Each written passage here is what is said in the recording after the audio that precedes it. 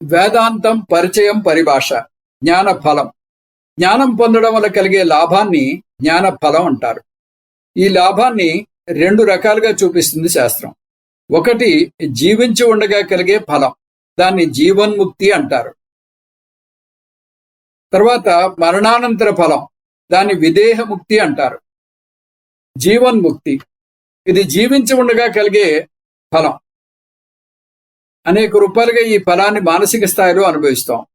మానసిక స్థాయిలో ఎదుర్కొనే సమస్యలు అభద్రతాభావం, భయం, లేమి, ఈర్ష్య, కోపం, ఇలా ఎన్నో ఉన్నాయి. ఈ మానసిక సమస్యలనే సంసారం అంటారు. ఈ జ్ఞానం కేవలం మానసిక స్థాయిలో లేదా సైకలాజికల్ స్థాయిలో కలుగుతుంది. కాబట్టి మనకే మేలు చేస్తుంది కానీ శారీరక స్థాయిలో కాదు. కాబట్టి జీవన్ముక్తి మనస్సుకే మేలు చేస్తుంది కానీ శారీరక స్థాయిలో కాదు. జీవన్ముక్తి అంటే సమస్యలు ఉండవని కాదు, సమస్యలు ఉంటూనే ఉంటాయి, కానీ మనం అనారోగ్యకరంగా స్పందించాం.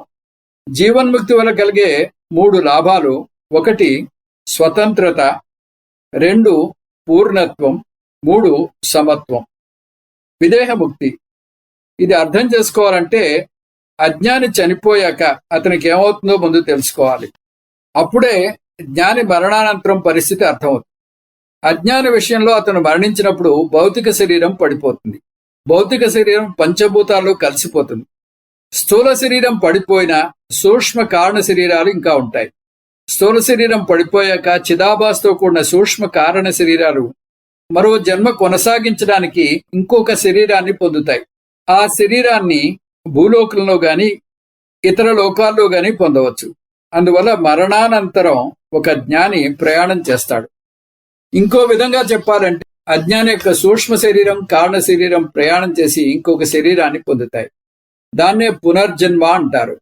సూక్ష్మ కారణ శరీరాలు మళ్ళీ జీవించి స్థూల శరీర పతనానంతరం ఇంకో శరీరాన్ని పొందుతాయి. కానీ చావు పుట్టుకలు అనేవి స్థూల శరీరానికి మాత్రమే ఉంటాయి. జ్ఞాని విషయంలో మళ్ళీ పునర్జన్మ అంటూ ఉండదు. దీన్నే విదేహముక్తి అంటారు.